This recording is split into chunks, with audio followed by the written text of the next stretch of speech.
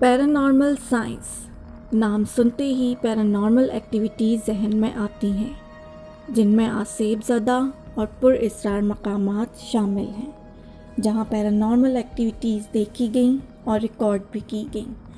Paranormal investigations तो बहुत देखी होंगी, लेकिन पैरानॉर्मल साइंस क्या कहती है इन सब चीज़ों के बारे में?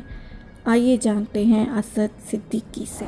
पैरानॉर्मल साइंस बेसिकली साइंस की ही एक ब्रांच है।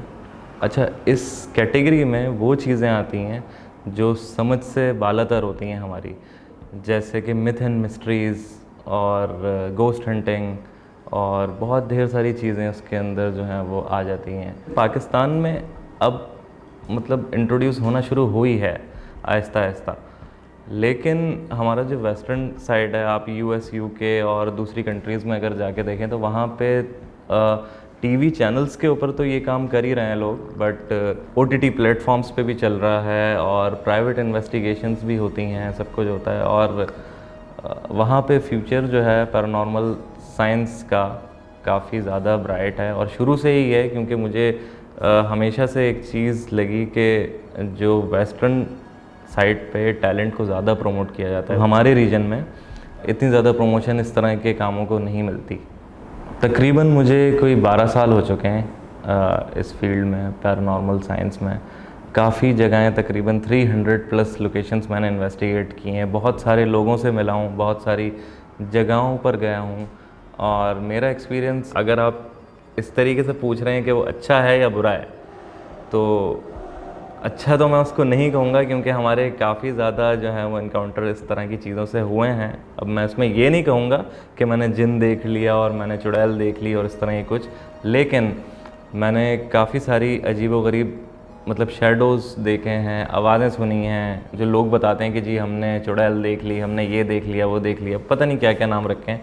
हालांकि ये मिसकंसेप्शन है, ऐसा कुछ भी नहीं होता। हाँ, जन्नात का वजूद है जो कि कुरान पाक में भी है, लेकिन बाकी जो चीज़ें हैं उनका कोई वो जो है वो एग्जिस्टेंस नहीं है उनकी। लाइव इन्वेस्टिगेशन शुरू करने का जो मकसद था हमारा, वो ये था कि लोग हमें जब मिला करते थे, वो हमसे पूछते थे कि क्या ये रियल होता है जो आप लोग करते हैं, ये इन्वेस्टिगेट करते हैं जगहों को जा जाकर।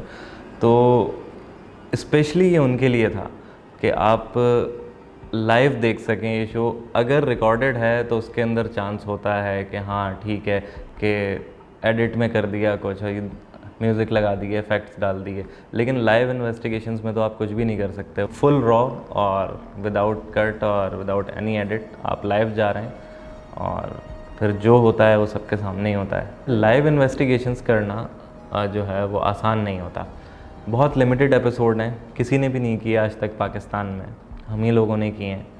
तो लोगों ने उसको अप्रिशिएट किया और बहुत देखा गया, और अभी भी हमसे लोग कहते हैं कि आप वो लाइव इन्वेस्टिगेशंस करें दोबारा से, क्योंकि उसके अंदर ना म्यूज़िक होता है, उसके अंदर ना कोई इफ़ेक्ट होता है, तो वो लोग भी रियलिटी देखना चाहते हैं। लाइव इन्वेस्टिगेशन ये है कि यूट्यूब या फेसबुक कहीं आप अगर कर रहे हैं तो वो वन गो में चल रही है, कोई कट नहीं है, सिर्फ कैमरा स्विच होते हैं और कुछ नहीं होता। तो लाइव इन्वेस्टिगेट करने में मुझे ज़्यादा मज़ा आता है। गोस्ट हंटिंग में जो गैजेट्स इस्तेमाल होते हैं उसमें मेन हमारा जो है वो EMF डिटेक्टर होता है, इलेक्ट्रोमैग्नेटिक फील्ड डिटेक्टर।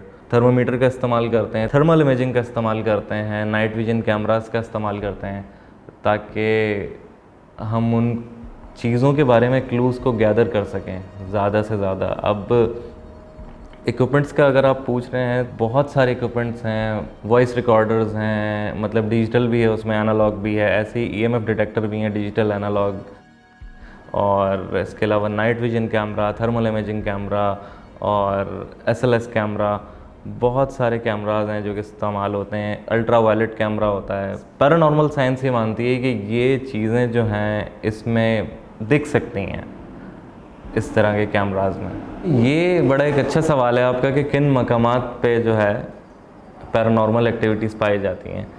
जो घर या कोई जगह ऐसा कहते हैं कि 40 दिन से ज़्यादा बंद रहे, जहाँ पे कोई रोशनी ना हो, कोई कुछ ना हो, तो वहाँ पे ये चीज़ें बसेरा कर लेती हैं, पैरानॉर्मल एक्टिविटीज़ वहाँ पे होने लगती हैं।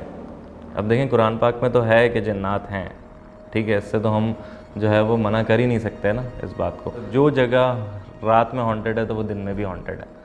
तो वही एक्टिविटीज़ वहाँ पे आपको दिन में भी मिलनी चाहिए, दिन में भी वही सब कुछ होना चाहिए।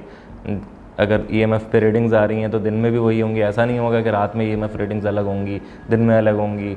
और हाँ, रात का एक फ़ायदा ये होता है इन्वेस्टिगेट करने का, यूजुअली हम जो प्रोसीजर, जो एक फॉर्मेट फॉलो करते हैं वो ये करते हैं कि रात के वक्त खामोशी हो जाती है, माहौल में ज़रा जो है वो थमा हुआ होता है माहौल, तो इसलिए हम लोग रात ज़्यादा प्रेफर करते हैं बजाय इसके कि दिन में जो है वो जगह को इन्वेस्टिगेट किया जाए। लेकिन मैं फिर वही बात करूँगा कि मेरे हिसाब से वो अगर कोई जगह हॉन्टेड है, अव्वल तो हर जगह हॉन्टेड होती नहीं है, लेकिन अगर कोई जगह हॉन्टेड है तो वो 24 घंटे किसी भी टाइम मतलब वो हॉन्टेड ही है। वो ऐसा नहीं है कि वो दिन में हॉन्टेड है रात में हॉन्टेड नहीं है, रात में हॉन्टेड है दिन में हॉन्टेड नहीं है। हर जगह की एक अपनी कहानी होती है।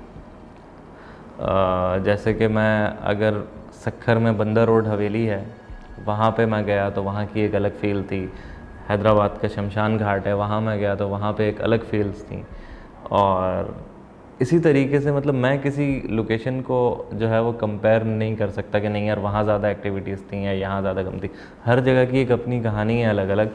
तकरीबन पूरा पाकिस्तान ही हम लोगों ने इन्वेस्टिगेट कर लिया है। हर जगह की एक अपनी एक अलग कहानी है। जो मुझे जगहें याद रह गई उसमें से ज़ियारत में एक जगह थी, हम लोग गए थे बिग फुट के पीछे, वहाँ पर सुना था कि वहाँ पे बिग फुट है, तो वो मुझे याद रह गया। ख़ास तौर पर उसका जो ट्रैवलिंग पार्ट था, इट वाज टोटली एडवेंचर। और वो एक याद रह गया। सक्खर की बंदर रोड हवेली याद रह गई, क्योंकि जब जब हम वहाँ गए तब हमारे साथ कुछ ना कुछ हुआ है।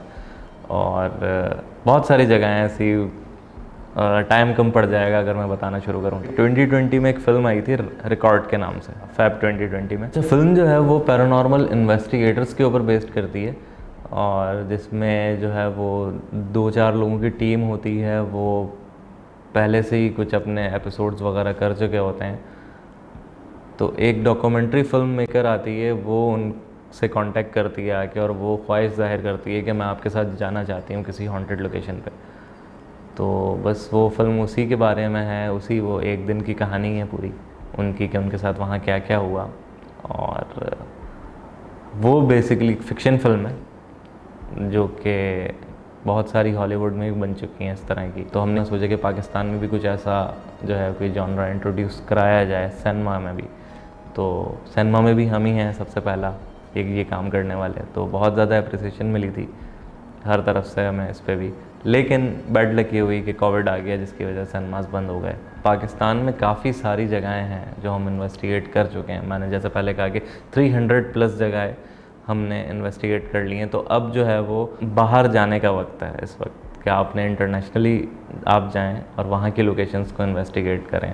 पाकिस्तान को भी साथ साथ रिप्रेजेंट किया जाए कि जी पाकिस्तानी गोस्ट हंटर्स हैं। बिल्कुल हम लोग कामयाब हुए हैं इस चीज़ में। इसकी सबसे बड़ी एग्जांपल जो है वो ये है कि हमारे जो शोज़ हैं वो इंटरनेशनली भी देखे जाते हैं। रिसेंटली जैसे कि आपने अभी बात की थी कि लाइव इन्वेस्टिगेशंस, तो हमारे एक लाइव इन्वेस्टिगेशन का एक एपिसोड था, वो ट्रैवल चैनल ने बाकायदा फ़ीचर किया था उसको, और अभी दूसरा एपिसोड उसका जो है वो फ़ीचर होने वाला है ट्रैवल चैनल पे। तो बिल्कुल हम लोग कामयाब हुए हैं, रिकग्नाइज़ करते हैं लोग हमें। बाहर जाते हैं तो मिलते हैं लोग, कह रहे आप तो वही हैं, और वहाँ पे वो कहानियाँ सुनना शुरू हो जाते हैं कि वहाँ क्या हुआ था, वहाँ क्या हुआ था। तो बिल्कुल हम लोग कामयाब हुए हैं। बट ये है कि गवर्नमेंट की तरफ से जो है अभी तक इस चीज़ के ऊपर कोई ख़ास तवज्जो नहीं दी गई जैसे कि वेस्टर्न साइड पे दी जाती है। तो यहाँ पे भी ऐसा होना चाहिए। यहाँ पे भी कोई एक डिपार्टमेंट या कोई ऐसी कोई ऑर्गेनाइजेशन या कुछ होना चाहिए जिससे इस जॉनरा को जो है वो सपोर्ट मिले और हम आगे भी काम कर सकें।